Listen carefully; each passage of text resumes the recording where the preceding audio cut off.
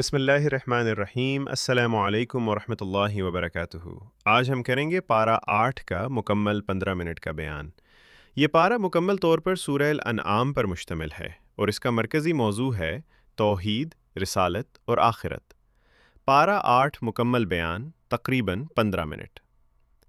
الحمدللہ رب العالمین والصلاة والسلام علی سید الانبیاء والمرسلین۔ میرے عزیز بھائیوں اور بہنوں، پارہ 8 ہمیں ایمان کی بنیادوں کو مضبوط کرنے کے لیے آیا ہے۔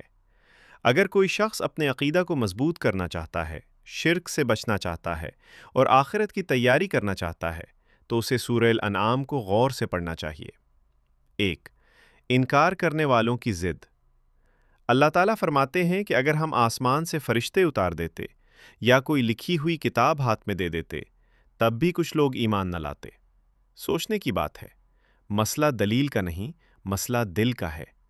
آج بھی کچھ لوگ کہتے ہیں اگر ہمیں معجزہ دکھا دو تو ایمان لے آئیں گے، لیکن تاریخ گواہ ہے معجزات دیکھ کر بھی قوموں نے انکار کیا۔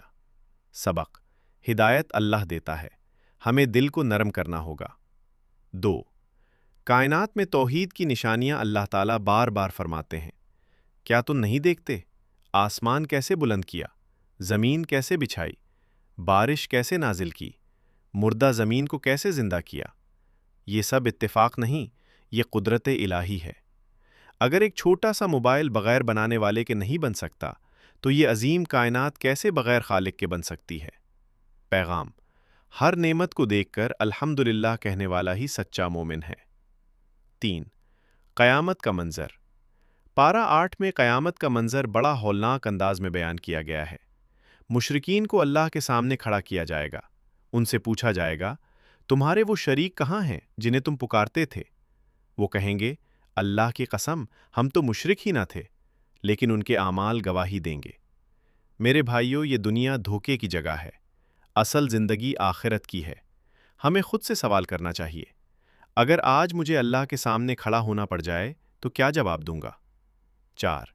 جاہلیت کی رسموں کی تردید۔ عرب کے مشرکین جانوروں کے بارے میں خود ساختہ قانون بناتے تھے۔ یہ حلال ہے، یہ حرام ہے، یہ صرف مردوں کے لیے ہے، یہ عورتوں کے لیے نہیں۔ اللہ تعالیٰ نے فرمایا حلال و حرام کا اختیار صرف اللہ کو ہے۔ آج کا سبق: دین میں اپنی مرضی شامل نہ کریں، جو قرآن و سنت میں ہے وہی اصل دین ہے۔ 5۔ حضرت ابراہیم علیہ السلام کا توحیدی اعلان۔ اس پارے میں حضرت ابراہیم علیہ السلام کا خوبصورت واقعہ آتا ہے۔ انہوں نے ستارہ دیکھا، کہا یہ میرا رب ہے، پھر وہ ڈوب گیا۔ چاند دیکھا، وہ بھی غروب ہو گیا۔ سورج دیکھا، وہ بھی ڈھل گیا۔ پھر فرمایا میں اس کو رب نہیں مان سکتا جو غروب ہو جائے، میں تو اس رب کو مانتا ہوں جس نے آسمان و زمین پیدا کیے۔ کیا خوبصورت دعوت توحید ہے۔ سبق: جو بدل جائے، ختم ہو جائے، وہ خدا نہیں ہو سکتا۔ ایمان مضبوط کرنے والی آیات۔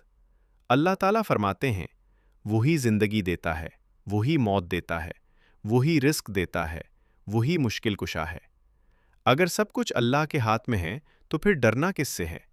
مسلمان کا دل مضبوط ہونا چاہیے۔ عملی زندگی کے لیے پیغام۔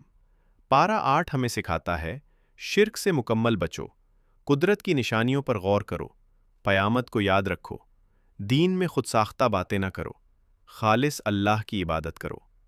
اختتامی نصیحت۔